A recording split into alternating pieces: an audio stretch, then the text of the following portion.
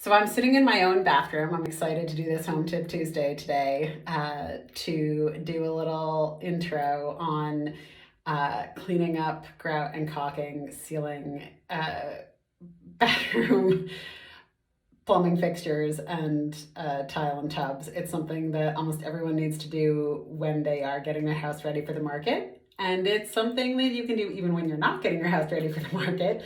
In my house, for example, so this house needs a lot of work. So we've got lots of project videos in the pipelines for you. But one of the things that the folks we bought it from said was they'd never used the master bath because it leaked. They'd had plumbers come out and couldn't find the source of the leak. Well, it wasn't the plumbing that was leaking. It was sealing around the tub and the plumbing. So to show you what I mean, one of the first things we did after we discovered that the plumbing was not leaking anywhere, which we could confirm by dropping the ceiling out of the study below, so we could be positive that it wasn't a plumbing leak. We sealed around the plumbing fixtures. That's where the water was coming from. This is a really old bath and shower. It's probably from 1960. You can tell by the pink. And you can see that I've already gotten started this awesome process where I'm stripping some of the caulking that I did, not just around those fixtures, but also where the tub meets the tile.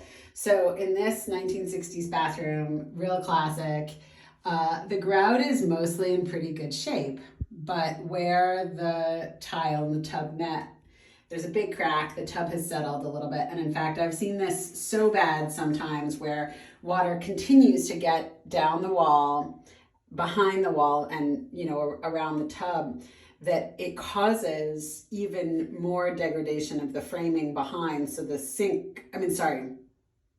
tub sinks. And the more the tub sinks, the bigger the gap gets. And the bigger the gap gets, the more water gets behind the tub. So I picked up this grout scraping or caulking scraping tool at Home Depot for like $5. It's got this nice sharp biting 90-degree corner there, which is going to help get out not just the crummy caulking that I applied as a stopgap measure, but it's also going to help me get at the grout that used to be where the tile meets the tub. I just love the color of this tub. I can't wait to redo this bathroom, but until I do, this is one of those things that's not just beautifying, it's also really important. So I've done the best I can with that tool, and now I'm just going to come at it with an X-Acto knife. I'm going to try to get rid of as much of the various layers of sealant that's here. And you can see there is a good little gap where the tile and the tub have separated. The house is settled because it's 65 years old. And again, I'm not looking to fix this for ever and ever. I just want to make sure that no water's getting behind the tub and tiles. All right, so it's gross. It's a messy job. And I just want to show you that I'm taking out both the stretchy sealant stuff, which is generations of caulking. And at the bottom, I am getting out the pieces of grout that were underneath the tile. The grout's always just going to chip and fail because there's movement between the tub and the tile, and that's why we use sealants with silicone in them. And I'll show you that step, what I'm using when we get there, which is still a ways off because I still have a lot of gunk to clean out from this seam. So this is what I'm gonna use on my seam between my tiles and the tub. I liked that it said that it's for kitchen, bath, and plumbing, and it looks like the right thing for this application. Not gonna use this. That is what I used last time because I was too lazy to get out the caulk gun, and you all saw me cleaning up my mess on top of the existing mess. And here's my caulk gun. Gotta take that painter's caulk out. That's the right thing for the walls and definitely the wrong thing for the bathroom. So I cut off the tip.